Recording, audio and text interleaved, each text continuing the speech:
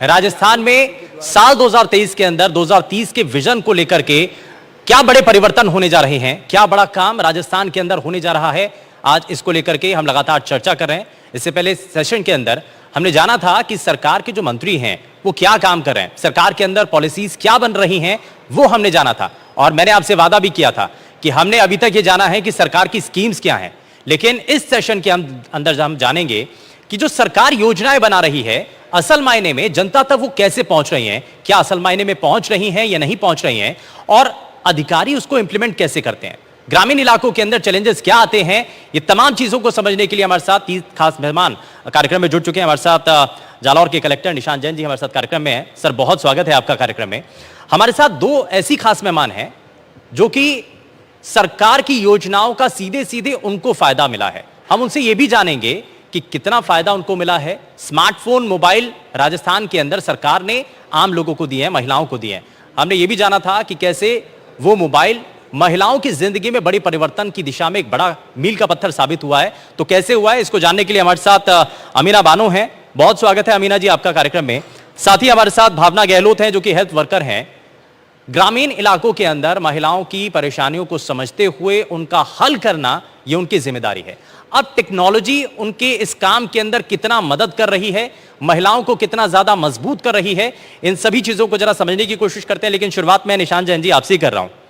हमने जाना कि मंत्री साहब ने बताया कि बहुत सारी स्कीम्स हैं, बहुत सारे काम हैं, बहुत सारी सरकार की योजनाएं हैं, लेकिन इन योजनाओं को हम शहरों के मुकाबले अगर ग्रामीण इलाकों में देखें, क्या बड़ा परिवर्तन हमें नजर आता है, और उन स्कीम्स को इंप्लीमेंटेशन तक पहुंचाने के लिए आपका जो रोल है वो क्या है सर, और कितना उसमें परेशानियां, चैलेंजेस क्या क्या आते हैं? धन्यवाद शुभेंदु जी। आप जैसे कि पहले सेशन की बात कर रहे थे कि सरकार ने क्या पॉलिसीज़ बनाई हैं, क्या एक्ट बनाए हैं, रूल्स बनाए हैं, उनका जो इम्प्लीमेंटेशन होता है वो डिस्ट्रिक्ट उसकी एक यूनिट होती है, और डिस्ट्रिक्ट कलेक्टर का जो इंस्टीट्यूशन होता है उसके थ्रू वो पूरा एक धुरी पे होता है, और उसके थ्रू वो पूरे ज़िले में अलग अलग डिपार्टमेंट्स के थ्रू इम्प्लीमेंट होता है। जैसे हमारे बीच इस सेशन में आशा बहन है तो वो हेल्थ डिपार्टमेंट से हैं, स्टूडेंट हैं तो वो कॉलेज एजुकेशन में पढ़ रही हैं। इस तरह से और भी DOIT जो है, बेसिकली जो DOIT है वो सभी डिपार्टमेंट्स के अंदर उसकी पहुंच है। और जितनी भी, मैं आपको ये बताना चाहूँगा कि राजस्थान में जितनी भी स्कीम्स हैं उन सभी का इम्प्लीमेंटेशन थ्रू E-गवर्नेंस हो रहा है। कोई भी स्कीम, कोई भी बेनिफिट जो है वो अभी ऑफलाइन नहीं है। सभी चीज़ें इंक्लूडिंग हम जब कास्ट सर्टिफिकेट बनवाते हैं, इनकम सर्टिफिकेट बनवाते हैं तहसील में जाके, या थाने में FIR कराते हैं, या फिर हम अस्पताल में जाते हैं, जहाँ भी हम लोगों का आना जाना होता है, जो भी उनको काम पड़ता है सरकार से, उसका इंटरफेस जो है वो थ्रू E-गवर्नेंस हो गया है। सर, ये बहुत बड़ी बात कह रहे हैं आप। मैं ये देखता हूँ कि दिल्ली जैसे शहरों में भी ये बड़ा इम्पॉसिबल सा नजर आता है, क्योंकि आपको जाकर के लाइनों में लगना पड़ता है। लेकिन निशांत जैन जी ये बता रहे हैं कि आपको दफ्तर में जाने की जरूरत नहीं है, आपका काम ऑनलाइन हो जाएगा। तो ये बड़ा परिवर्तन है सर, लेकिन इसका ग्रामीण इलाकों में कितना इम्पैक्ट रहता है, वहां पर क्या आप देखते हैं? क्योंकि वहां लोगों को मोबाइल यूज उतना अच्छे से नहीं है शायद, या अगर पहले के मुकाबले चीजें बेहतर हुई हैं, तो ये सब चीजें कैसे इंप्रूव हो पाई हैं? ये थोड़ा सा मैं इसमें ना जो प्रचलित मान्यता है उससे थोड़ा डिफर करना चाहूँगा शुभेंदु जी। हम लोग जनरली ये सोचते हैं कि गांव में, आपने अभी बोला कि मोबाइल का ज़्यादा यूज़ नहीं है, मैं इसे थोड़ा डिफर करना चाहूँगा। गांव में अभी हालत ये दोनों बहनें बैठी हैं, ये बताएंगे आपको जो आप इनसे पूछेंगे। आशा जो है वो ऐप पे काम करती है, मोबाइल ऐप के थ्रू वो अपना सारा काम करती है। स्टूडेंट, मतलब गाँवों में अब हालत ये है कि हर कोई मोबाइल चला रहा है। तो अगर हम आज के टाइम में E-गवर्नेंस और मोबाइल गवर्नेंस का यूज़ नहीं कर रहे तो वो भी मेरे ख्याल से ठीक नहीं है। वो उसका मोर एंड मोर यूज़ होना चाहिए। प्लस एक और चीज़ है, जो डिजिटल डिवाइड की आपने बात की है कि भाई शहरों में लोग ज़्यादा यूज़ करते हैं, ऐसा लोग मानते हैं, पर एक्चुअली ऐसा मैंने महसूस किया है गांव में जाकर के कि हर आदमी मोबाइल का यूज़ कर रहा है। और जो लोग अभी भी नहीं कर पाते, ऐसे भी लोग हैं, आप बिल्कुल ठीक कह रहे हैं। उसके लिए राजस्थान में E-मित्र का सिस्टम है, E-मित्र बोलते हैं। जो E-मित्र सेंटर होता है वो बाकायदा उसकी एक परमिशन लेके वो खोल सकते हैं, ऐसा नहीं कि कोई भी उसको खोल ले। DOIT उसको रेगुलेट करता है, और वो गांव-गांव में मौजूद है। गांव-गांव में जो राजीव गांधी सेवा केंद्र होता है उसके पास वो E-मित्र भी बैठा होता है।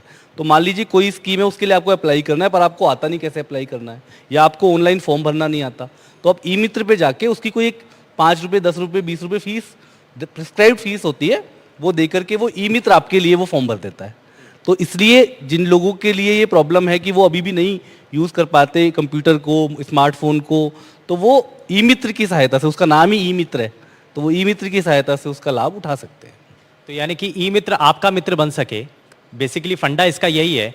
लेकिन ये बहुत बड़ी बात है कि राजस्थान के अंदर बहुत बड़ी संख्या में लोग जो है आगे आए हैं, और ख़ास करके मोबाइल के ज़रिए, जो मोबाइल स्कीम है, राजस्थान सरकार दरअसल महिलाओं को, लोगों को मोबाइल दे रही है।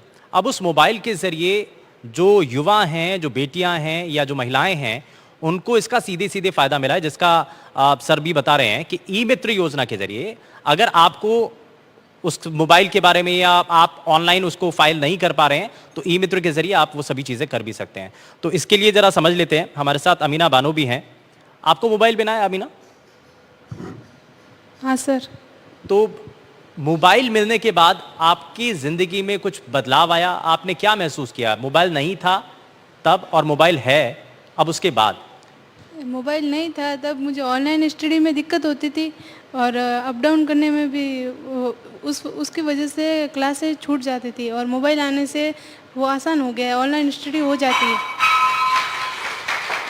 तो आप ये देख रहे हैं कि ये होता है बदलाव, और हमने आपको ये वादा भी किया था कि हम ये जानेंगे भी कि सरकार जो काम कर रही है क्या वो लोगों तक पहुंच रहा है।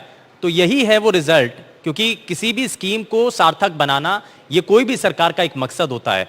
अच्छा, इसमें एक चीज़ और बताइए कि कैसे आपको ये मोबाइल मिला? आपने अप्लाई किया था, क्या किया था आपने, कैसे आपको ये मोबाइल फ़ोन मिला?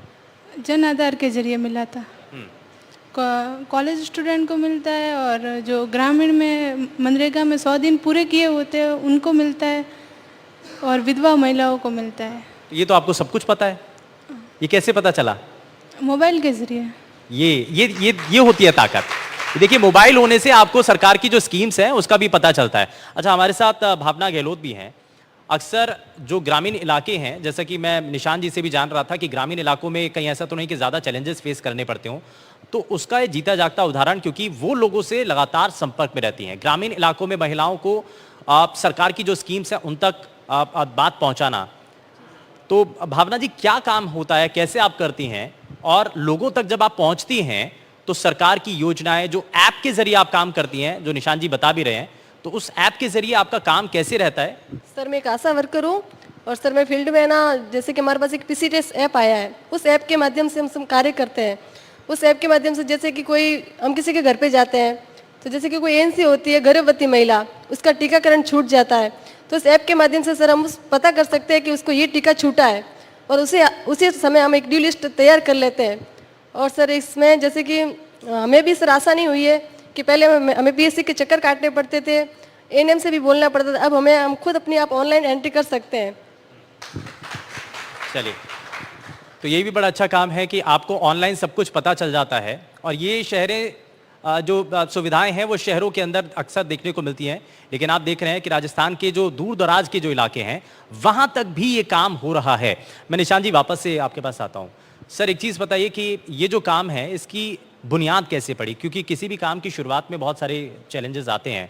तो जब इस ऐप के ज़रिए आशा वर्कर्स को, या जो ग्राउंड पर काम करने वाले लोग हैं, उनको सबसे पहले बताना, ये सिखाना कि आपको लोगों को इसके बारे में बताना होगा, आपको मोबाइल चलाना होगा, ये भी सिखाना पड़ा। इसके लिए भी ट्रेनिंग सेशन चले होंगे। ये चीज़ें स्टेट गवर्नमेंट के जो डिपार्टमेंट्स हैं, जैसे अगर आंगनबाड़ी देखें तो आईसीडीएस डिपार्टमेंट के अधीन आता है, या आशा है तो वो हेल्थ डिपार्टमेंट में आता है। तो ये जो वर्कर्स हैं जो गांव-गांव में काम करते हैं, इनको उसकी ट्रेनिंग्स के माध्यम से इनको बिल्कुल उसको अवेयर किया जाता है, और हैंड्स ऑन करवा के कि आप करके देखें। जैसे मैं कई बार आंगनबाड़ी केंद्रों में जाता हूँ, जब मेरा जाना होता है, दौरा करता हूँ, तो वहाँ पे आंगनबाड़ी कार्यकर्ता से मैं उनका जो पोषण, जैसे इन्होंने अपना पीसीटीएस ऐप बताया, ऐसे ही आंगनबाड़ी में पोषण ट्रैकर ऐप होता है। तो पोषण ट्रैकर ऐप से वो ये ट्रैक करते हैं कि आंगनबाड़ी से जो न्यूट्रिशन की जो सामग्री दी जाती है बच्चों को और उनकी माताओं को, वो दी जा रही है, तो उसमें कितनी मात्रा में क्या दी जा रही है, उसका पूरा ऑनलाइन ट्रैकिंग होती है। तो मैंने उनसे जब खुलवा के देखा कि आप चला के बताओ इसको कितनी, तो वो दे आर वेल वर्स्ड। ये बहुत बड़ी बात है कि आप रैंडम किसी आंगनबाड़ी में जा रहे हो और आप उससे कह रहे हो कि आप पोषण ट्रैकर ऐप खोल के दिखाओ, काम करके दिखाओ, तो वो कर पा रहे हैं। तो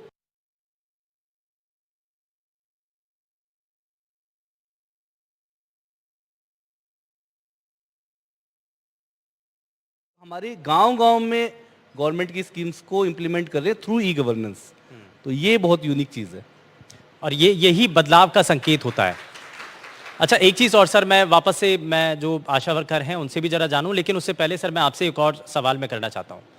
एजुकेशन डिपार्टमेंट के अंदर बहुत सारे ऐसे काम हैं, उसको लेकर के भी ऑनलाइन पोर्टल है।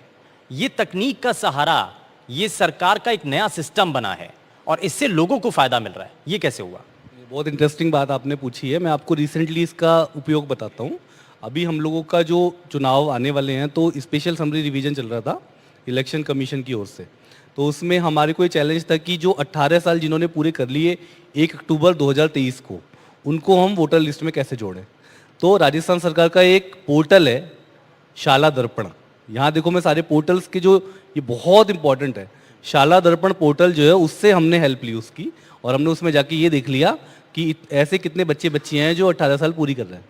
तो हमने उनको BLO जो हमारे बूथ लेवल ऑफिसर होते हैं उनको भेज के उनके वोट बनवा दिए। तो this is how we use technology, e governance. हम अपने जो भी हमें करना है, जो भी हमारा टारगेट है, उसको हम किस तरह से इन पोर्टल्स से डेटा को फैच करके, जैसे जन आधार का नाम लिया था अभी इन्होंने, जन आधार। तो राजस्थान में क्या जन आधार है, जन आधार में क्या है, आधार होता है इंडिविजुअल का और जन आधार होता है फैमिली का। एक फैमिली का एक जन आधार है जिसमें महिला मुखिया होती है। तो आज की डेट में जितनी भी स्कीम्स हैं, जैसे चाहे वो राशन मिलता है, चाहे वो सारी स्कीम्स जन आधार से कनेक्टेड हैं, लिंक्ड है। तो कोई भी बेनिफिट अगर आपको लेना है तो जन आधार कार्ड आपके पास होना चाहिए। और जैसे अगर जालोर जैसे बैकवर्ड जिले की बात करूं तो जालोर जिले में 100% लोगों के पास जन आधार कार्ड है, 100% फैमिलीज के पास जन आधार कार्ड है। तो इसलिए हर चीज़ ई गवर्नेंस के थ्रू होगी। और आपने एजुकेशन का नाम लिया तो मैं थोड़ा सा आपको बताना चाहूँगा कि ई गवर्नेंस खाली कोई चीज़ अप्लाई करने में और उसका प्रमाण पत्र मिलने तक सीमित नहीं होती। कई बार हम ऐसा समझते हैं।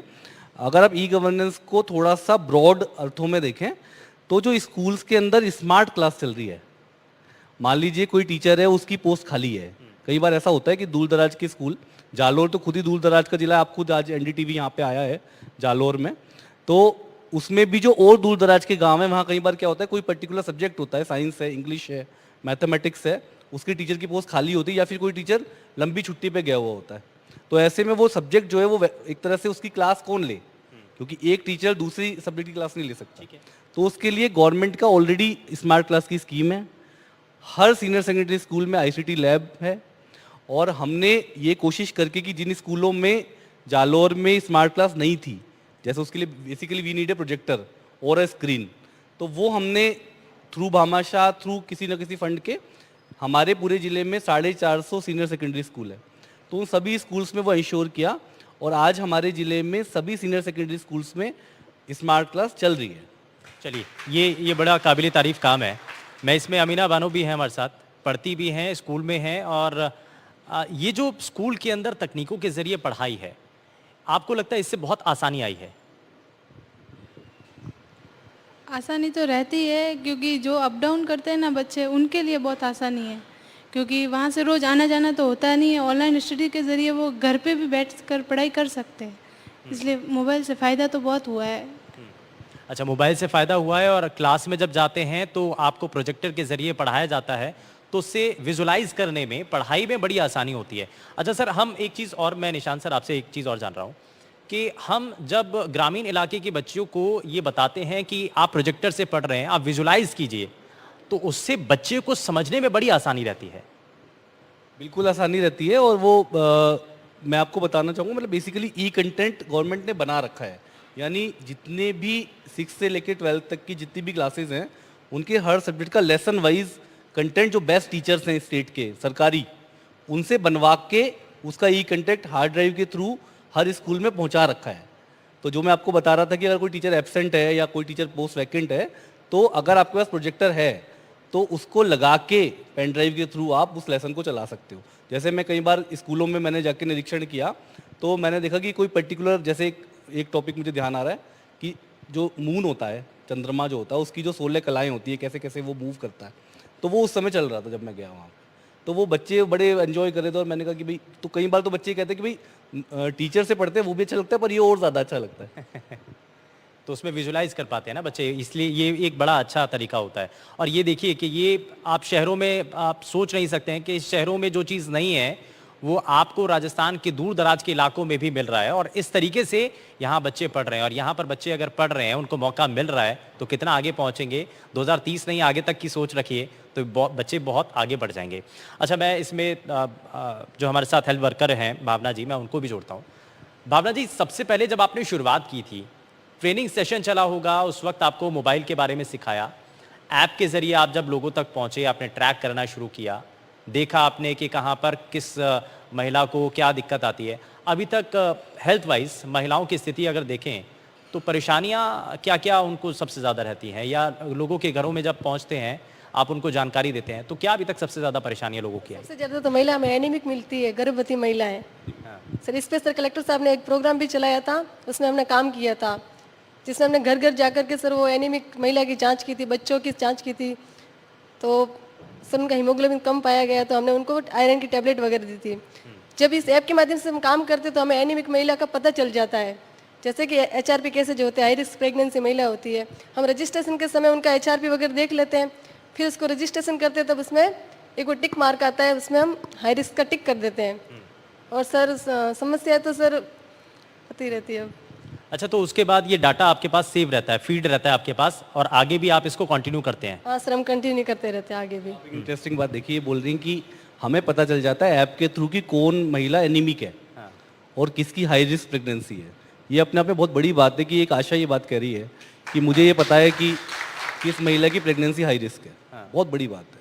तो ये सब कुछ हुआ कैसे सर? मतलब ये जो ऐप के ये सब ई गवर्नेंस के थ्रू हो रहा है। ये कोई हमने या किसी व्यक्ति ने नहीं किया, ये राजस्थान सरकार का विजन है और इसके थ्रू हो रहा है।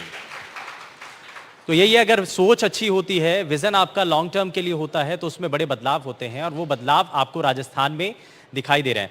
सर, इसके साथ साथ हेल्थ सेक्टर के अंदर ऑनलाइन पोर्टल के जरिए, तकनीकों के जरिए क्या और चीज़ें आपने इसमें जोड़ी हैं? सरकार ने योजनाएं चलाई, 25 लाख रुपए तक जो चिरंजीवी योजना के जरिए मुफ्त इलाज का जो काम है, अब इसको हमने कैसे इंप्लीमेंट किया है? लोगों तक वो कैसे पहुंच रहा है? जो ज़रूरतमंद हैं, जो मरीज़ हैं, वैसे तो वो नहीं होना चाहिए, किसी को परेशानी ना आए, लेकिन अगर कोई मुश्किल में फंस जाता है, किसी के सामने मुसीबत होती है, तब उसके लिए क्या होगा? चिरंजीवी हेल्थ इंश्योरेंस स्कीम बहुत यूनिक स्कीम है, बहुत ही पूरे देश में एक यूनिक स्कीम है। और जब मैं आया था तो हम लोगों ने चिरंजीवी के रजिस्ट्रेशन को लेके भी एक खास अभियान चलाया था पूरे ज़िले के अंदर। और चिरंजीवी हेल्थ इंश्योरेंस का जो कवरेज है, पेनिट्रेशन है, वो जनरली किसी भी स्टेट में वो 20-30%, 40% तक होता है। हमें याद है जब मैं कॉलेज में पढ़ता था तो उस समय मैंने एक कंपनी से अपना हेल्थ इंश्योरेंस कराया था। उस समय 4,000 रुपये एनुअल मेरा प्रीमियम लगा था लगभग, उस समय। आज से 10-15 साल पहले की बात है। अभी राजस्थान में जो चिरंजीवी हेल्थ इंश्योरेंस स्कीम है वो इतनी स्पेशल है कि उसके अंदर जो NFSA बेनिफिशियरी है, यानी जिसको फ्री राशन मिलता है, वो ऑटोमेटिक, उसके लिए उसको अलग से रजिस्ट्रेशन नहीं कराना पड़ता, ऑटोमेटिक वो चिरंजीवी का बेनिफिशियरी बन जाता है। उसके लिए कोई उसको फॉर्म भरने की, अप्लाई करने की जरूरत नहीं होती। 80% पॉपुलेशन उससे कवर हो जाती है। उसके बाद जो 15-20% पॉपुलेशन बचती है वो पेड कैटेगरी में आती है, जिसमें प्रीमियम देके 850 रुपये का वो, उसमें भी अभी रिसेंटली ऑनरेबल CM सर ने EWS और SC/ST OBC के लिए वो भी फ्री कर दिया। पर अगर कोई मेरे जैसा आदमी, जो मेरे आपके जैसा आदमी जो सैलरी क्लास है और अच्छी खासी सैलरी ले रहा है, वो भी केवल 850 रुपये एनुअल प्रीमियम दे के इंश्योरेंस करा सकता है। और वो भी अगेन मैं बार बार ई गवर्नेंस बोलूँगा, तो वो भी ई गवर्नेंस के थ्रू है। उसके लिए कोई ऑफलाइन फॉर्म नहीं भरना। सर, बाहर से कोई आएगा ना तो ये सोच पाना कि सब कुछ ई गवर्नेंस के जरिए हो रहा है, सब कुछ ऑनलाइन हो रहा है, सब कुछ टेक्नोलॉजी के जरिए हो रहा है, तो ये बड़ी बात है। और इसके लिए आप सभी ताली बजाइए राजस्थान के लिए, राजस्थान के लोगों के लिए, और राजस्थान के लिए बनने वाली स्कीम्स को लेकर के जो काम हो रहा है वो जाहिर तौर पर काबिल तारीफ है। अब देखिए, आपकी जो बैक डेट में भी काम कर लेते हैं, जब ऑफलाइन होता था पहले ऐसा होता था, लेकिन अब ई-फाइल आ गया। तो सेक्रेटेरिएट जो राजस्थान का है जयपुर में, वो 100% ई-फाइल सिस्टम आ गया है, और कलेक्ट्रेट में भी ई-फाइल को इम्प्लीमेंट कर दिया। अब अगर मैं चाहूँ कि, या कोई भी चाहे ऐसा कोई कि मैं इस साइन को बैक डेट में, ऐसा कोई सिस्टम नहीं है, क्योंकि फाइल ऑनलाइन है, उसमें डेट और टाइम और सेकंड भी लिखा हुआ आता है कि इतने बजे मैंने साइन किया, ई साइन किया। तो ई फाइल के थ्रू जो है वो कहीं ना कहीं ट्रांसपेरेंसी भी इम्प्रूव हुई है। यानी कि काम में जो स्पीड है वो यहाँ से आएगी। कहीं पर फाइल अटकी है तो ये भी पता चलेगा कि कहाँ पर अटकी है, कितने समय के लिए अटकी है। तो ये सब कुछ चीजें ट्रैक करने वाली जो चीजें हैं ना, हम कहते हैं कि टाइम बाउंड होकर के काम करना पड़ेगा, एक टारगेट लेकर के चलना पड़ेगा, तो उसको पूरा करने के लिए ये ऐप काम कर रहे हैं और ये ऑनलाइन सिस्टम काम कर रहा है। अच्छा सर, मैं इसमें एक चीज़ और जोड़ता हूँ, क्योंकि जालौर की पहचान, जालौर के अंदर बड़े हमने चीज़ें देखी हैं, चेंजेस देखे हैं। यहाँ की सफाई व्यवस्था को लेकर के, यहाँ का जो बेसिक इंफ्रास्ट्रक्चर है, जो ढांचा है, मूलभूत ढांचा, उसको और डेवलप करने के लिए क्या हमें और करने की ज़रूरत है? ये बात आज की है कि हमने आज तक टेक्नोलॉजी के ज़रिए क्या क्या किया, लेकिन 2030 के विज़न को लेकर के आगे हमें और क्या करने की ज़रूरत है, उस पर भी बात करनी है। इंफ्रास्ट्रक्चर की जहाँ तक बात करें तो चूंकि ऑलरेडी जो मेजर डिमांड्स थी, जालोर और नया जिला सांचौर भी बन गया पूरा, अगर देखें उसको, तो जो मेजर डिमांड्स थी इंफ्रा से रिलेटेड, वो सारी सैंक्शंस हो गई हैं। जैसे एक उदाहरण के तौर पे हम देखें तो जालोर किले की रोड की एक डिमांड बहुत पुरानी, जालोर की इमोशनल अटैचमेंट है उससे, जालोर का जो फोर्ट है हिस्टोरिकल, उस पर रोड नहीं थी, वो भी सैंक्शन होकर उसका कल काम भी शुरू हो गया। तो जो इंफ्रास्ट्रक्चर की जो आपने बात कही है उसमें फंड्स की कोई कमी नहीं है, उसका इम्प्लीमेंटेशन भी शुरू हो गया है। और मैं समझता हूँ कि अगर जो इंफ्रा रिलेटेड डिपार्टमेंट्स हैं, जैसे कि PWD है, PHED है, ये जो इंजीनियरिंग वाले डिपार्टमेंट हैं, ये अगर मॉनिटरिंग थोड़ी अपनी ओर बढ़ाएं तो इंफ्रा का गवर्नमेंट की तरफ से कोई इशू नहीं है, उसका इम्प्लीमेंटेशन जितना ज़्यादा अच्छे से होगा उतना ही लोगों को फ़ायदा मिल जाएगा। तो यानी कि ज़्यादा से ज़्यादा बेहतर तरीके से योजनाएं पूरी हो सके। अच्छा, मैं एक चीज़ और जानना चाहता हूँ, क्योंकि सरकार भी सुझाव ले रही है सबसे, तो मैं आपसे भी सुझाव लेता हूँ कि आप सरकार के विज़न 2030 को लेकर के आप क्या चाहती हैं? राजस्थान के अंदर आने वाले समय के अंदर आप क्या देखना चाहती हैं? आप एक राजस्थानी होने के नाते आप क्या बताती हैं? आपको मोबाइल स्कीम का फ़ायदा मिला, ऐसे क्या और काम हैं जिससे और ज़्यादा बेहतर हो सके? नए स्कूल खुलने चाहिए, हेल्थ सिस्टम मजबूत होना चाहिए, क्या होना चाहिए नया? स्कूल तो राजस्थान सरकार ने खोली है और कॉलेज भी खोले, महिला कॉलेज भी खोले हैं, जिससे लड़कियों को काफ़ी फ़ायदा मिला, क्योंकि घर वाले बॉयज़ कॉलेज में एडमिशन लेने के लिए ज़्यादातर मना ही करते हैं, क्योंकि अभी लड़कियों के साथ बहुत रेप वगैरह हो रहे हैं ना, तो इसलिए मना कर रहे हैं। तो कॉलेज, गर्ल्स कॉलेज खोलने से उनके परिवार वालों को और लड़कियों को सेफ रहने की सुविधा रहती है। अच्छा, ये भी होता है ना कि अक्सर हम ये चाहते हैं कि हमारे घर में बेटी हैं, महिलाएं हैं, अगर उनको पढ़ना है तो घर के आसपास अगर नया कॉलेज खुल जाता है, पास में ही सरकारी कॉलेज है, तो इससे बड़ी आसानी रहती है बच्चों को कॉलेज तक, स्कूल तक पहुंचाने में, और ये एक बड़ा काम यहाँ पर भी हुआ है। अच्छा, मैं आपसे भी जानता हूँ भावना जी, कुछ सजेशन आप दीजिए, आपका सुझाव क्या है आने वाले समय के लिए? अभी तो आप इस ऐप के जरिए काम कर रहे हैं, ये ऐप जब नहीं था तो कुछ परेशानी आती होगी, अभी तो आप ऑनलाइन सब कुछ ऐप के जरिए देख लेती हैं, लेकिन और क्या इसमें सुधार हो सकता है? कुछ और ऐसा सुझाव जिससे आप कुछ और अच्छा कर पाएं, जिससे कुछ और बेहतर हो सके राजस्थान के लोगों के लिए, आप सभी के लिए? सर, इस ऐप के ऊपर सरकार काम तो कर रही है इसको और अच्छे से अपडेट करने के लिए, लेकिन जैसे कि हम इस ऐप के ऊपर री रजिस्ट्रेशन नहीं कर पाते हैं, सिर्फ ओनली रजिस्ट्रेशन ही कर पाते हैं। जैसे दूसरी बार कोई महिला गर्भवती होती है तो इसका हम नहीं कर सकते पंजीकरण, तो उस पर सर हमारा ये काम किया जाए। देखिए, ये होता है, ये बड़ा अच्छा सुझाव है, बहुत अच्छा सुझाव है। अच्छा निशान सर, इस पर आप क्या कहेंगे? थोड़ा सा इसके बारे में बताइए, जो सुझाव दिया है भावना जी ने, इस पर हम इसको ऐड कर सकते हैं, इसमें कहीं कोई दिक्कत? ये तो बिल्कुल इसको पहुंचा देंगे इस बात को, क्योंकि वो डिपार्टमेंट ऑफ हेल्थ का IT सेल होगा ना, तो ये कह रही है कि अभी प्रैक्टिकल जब आप करते हो तभी तो आप कुछ निकाल पाते हो। तो अच्छी बात ये है कि इन्होंने प्रैक्टिकली उस चीज़ को किया और उसको कोई प्रैक्टिकल प्रॉब्लम, रजिस्ट्रेशन कर पाते हैं, ये कह रही है कि री रजिस्ट्रेशन नहीं कर पाते, तो ठीक बात है। उसको DOIT के लोग भी यहाँ बैठे हैं, वो पहुँचा करके इनका सुझाव जरूर पहुँचा देंगे। चलिए, और हमारे इस सेशन का मकसद यही था कि शासन जो करता है वो प्रशासन कैसे लोगों तक पहुंचाता है, जो स्कीम सरकार के द्वारा चलाई जाती हैं क्या असल मायने वो जनता तक पहुंचती हैं, ये हमारा मकसद था ये जानने का। NDTV ये पूरी पड़ताल करता है, कोशिश यही होती है कि जो काम हो रहा है वो असल मायने में जिन लोगों के लिए होना चाहिए या हो रहा है वो वहां तक पहुंच भी रहा है कि नहीं। बहुत शुक्रिया, हमारे साथ 3 खास मेहमान जुड़े, आपने अपना कीमती समय दिया NDTV राजस्थान को। तो इस सेशन में फिलहाल के लिए बस इतना ही, एक छोटे से ब्रेक के लिए यहाँ जरूर रुक रहे हैं।